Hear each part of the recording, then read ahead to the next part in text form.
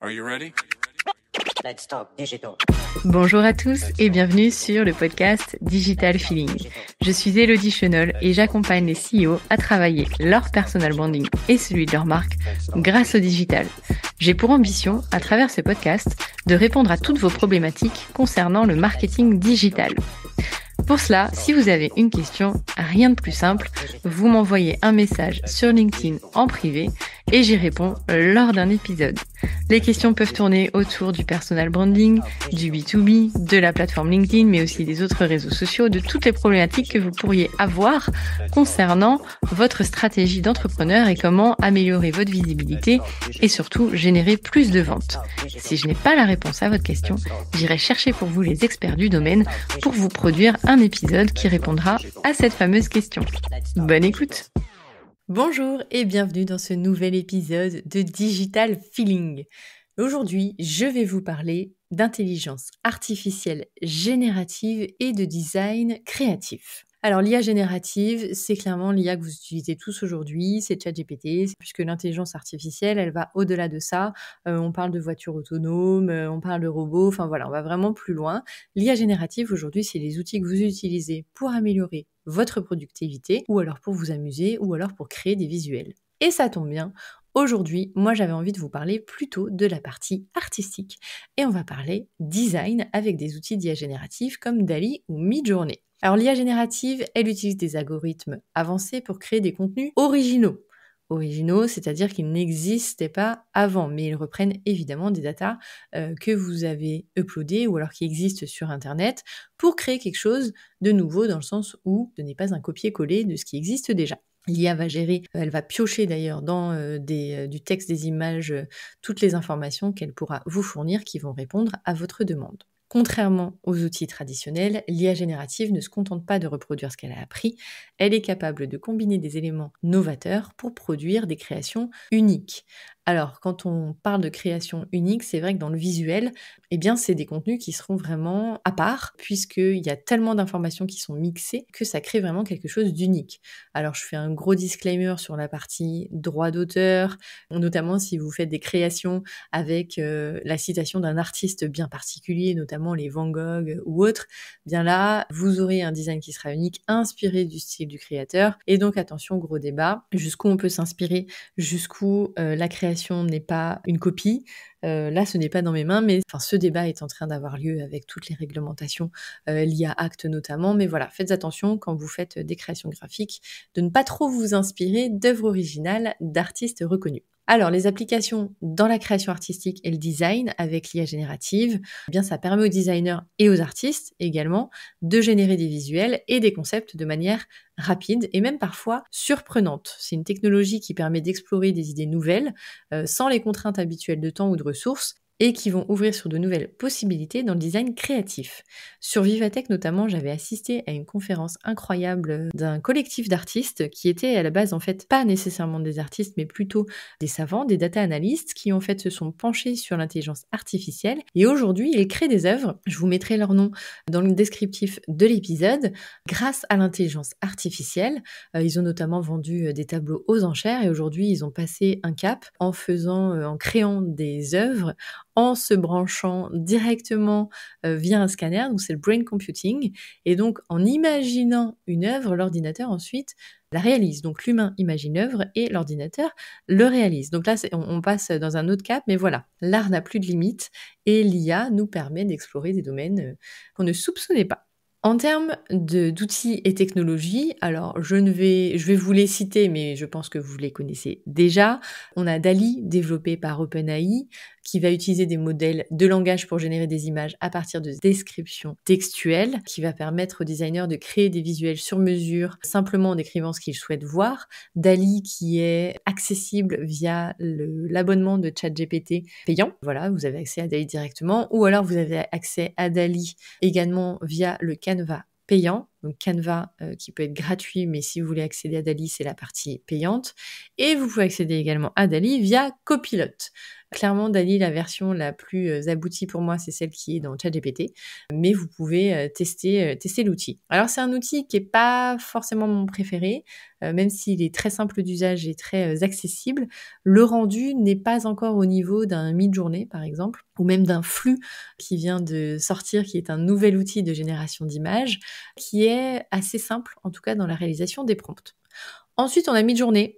Là, Midjourney, ils ont simplifié. Avant, on était obligé d'aller sur Discord, etc. Aujourd'hui, ils ont une application web qui vous permet de créer votre compte et de pouvoir générer plus simplement vos visuels. Elle est très appréciée par sa capacité à produire des images artistiques avec un style unique et souvent utilisée dans des concepts de branding ou storytelling visuel. C'est vrai que Midjourney, il est assez compliqué malgré tout en termes de prompt à prendre en main, mais les résultats peuvent être juste incroyables. Donc ça peut être intéressant. Et Flux, dont je vous parlais, alors là, c'est un outil freemium. Ah oui, Midjourney est payant, mais je crois qu'il y a une version gratuite qui est revenue. Et donc Flux, il y a une partie gratuite, mais au bout d'un certain nombre de crédits, vous passez en partie payante. Là, en fait, l'avantage, c'est que vous avez des images qu'on a rendues assez incroyables. On va générer des LoRa qui vont vous permettre d'entraîner l'outil en fonction de ce que vous voulez créer en termes de visuel, puisqu'en fait, tous les outils d'intelligence artificielle s'entraînent en fonction des données que vous lui rentrez, donc ça lui permet aussi d'apprendre. Et c'est vrai que Flux est celui que j'ai le moins testé, mais il est assez simple d'accès. En tout cas, pas besoin de faire des prompts hyper alambiqués pour avoir un résultat sympa. Maintenant, si vous voulez vraiment avoir des visuels avec des prompts hyper développés, moi ce que je vous invite à faire, c'est de demander à ChatGPT de vous générer le prompt pour son petit copain d'IA, que ce soit DALL-E, Midjourney ou Flux, et il va vous aider à générer le prompt le plus précis possible en fonction de ce que vous attendez. Je crois que sur Flux, d'ailleurs, vous pouvez lui demander d'avoir un méga prompt ou un super prompt et ça permet de changer le visuel. Alors, je pense qu'il y a encore pas mal de progrès à faire là-dessus parce que les méga prompts, ils n'ont pas forcément des résultats hyper optimum, mais bon, ils ont le mérite d'exister et de vous entraîner à voir ce qu'il faut faire comme prompt pour avoir un résultat sympa. Autre outil que j'utilise qui est Ideogram, qui est gratuit et qui propose les méga prompts aussi. Ideogram qui est le seul outil aujourd'hui de génération d'images qui gère plutôt bien le texte. Enfin, l'impact sur les workflows des designers avec ces outils, c'est que ça leur permet d'accélérer le processus créatif, de générer des prototypes rapidement et de tester différentes directions artistiques, notamment tester plusieurs créations en tout cas, avec un coût qui sera moins élevé. Et les designers peuvent explorer un large éventail de concepts et affiner une vision avec une efficacité accrue.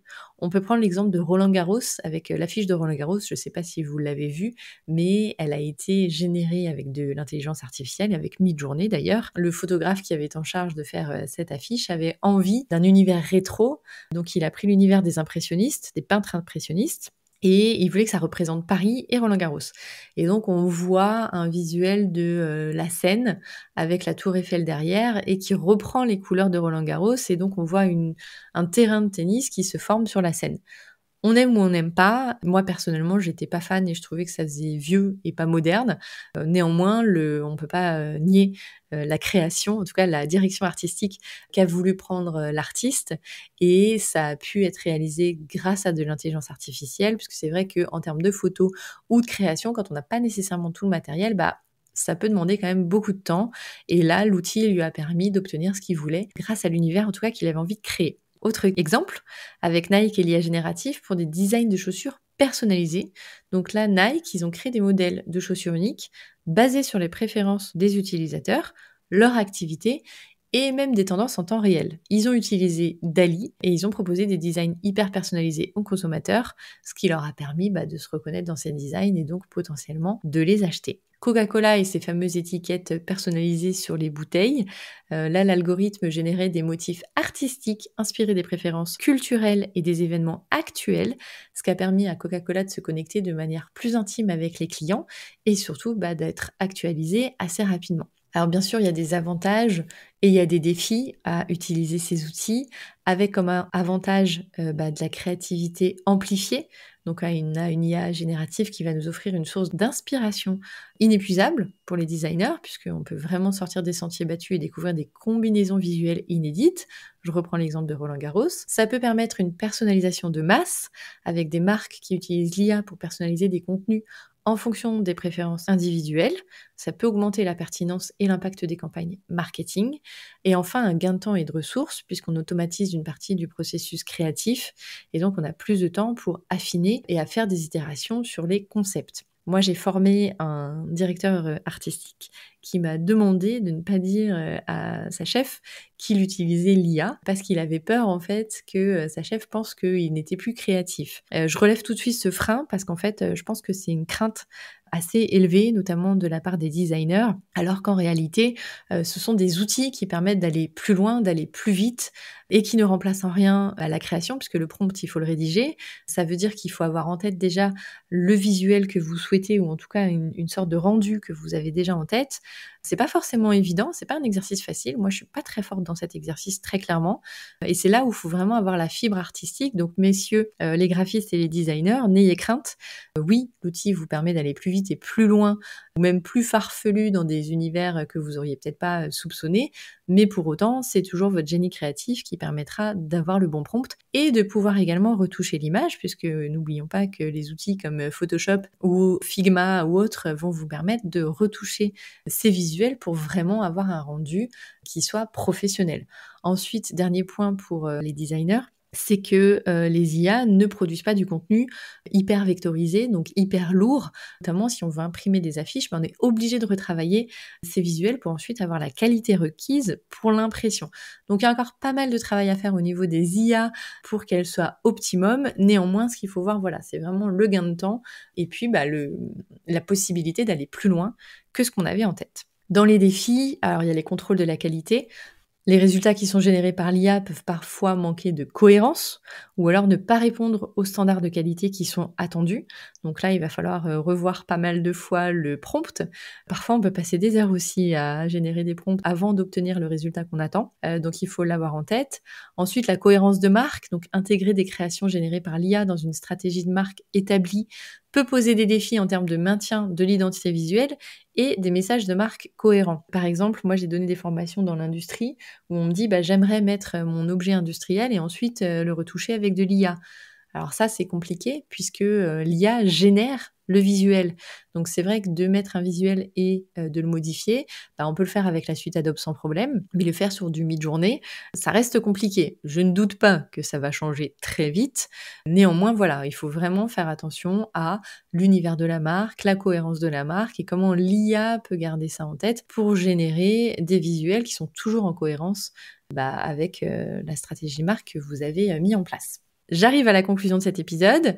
Alors, à mesure que les technologies d'IA générative s'améliorent, le rôle du design créatif ne fait que croître, avec des marques qui adoptent des technologies qui pourront innover dans leur visuel, mais aussi répondre de manière plus agile aux besoins et aux tendances changeantes du marché. Il y a évidemment des opportunités pour les marques, puisque l'IA générative, avec ses outils, offre un potentiel immense pour les marques qui cherchent à se démarquer et à captiver leur audience pour des expériences visuelles qui soient uniques.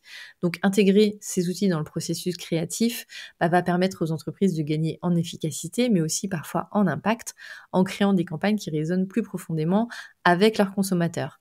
Attention néanmoins à votre image. Si je reprends l'affiche de l'Office de tourisme de Chamonix qui avait voulu jouer la transparence et qui avait mis des photos de montagnes et qui avait mis aussi des photos d'humains avec des animaux et qui avait apposé la mention générée par IA, ils ont généré un bad buzz parce qu'en fait les gens leur ont dit mais attendez, vous pouvez pas prendre des vraies montagnes, ça va pas ou quoi. Et en fait, ce qui avait été généré par de l'IA, c'était les animaux à côté des humains. Donc effectivement, ils ont gagné et du temps et de l'argent en prenant de l'IA plutôt que des vrais animaux à côté d'humains. Donc attention au bad buzz que ça peut générer. Réfléchissez bien à la valeur ajoutée de l'intelligence artificielle générative dans votre campagne, dans la réalisation de vos visuels et du respect de votre stratégie de marque pour qu'il n'y ait pas de bad buzz. Voilà, j'espère que cet épisode vous a apporté plus d'informations sur ces outils. Bien sûr, il y en a d'autres. Je m'arrête aujourd'hui sur les quelques outils que je vous ai cités et je vous dis à bientôt pour un prochain épisode. Thank you. You're welcome. Let's talk digital. J'espère que ce podcast vous a plu.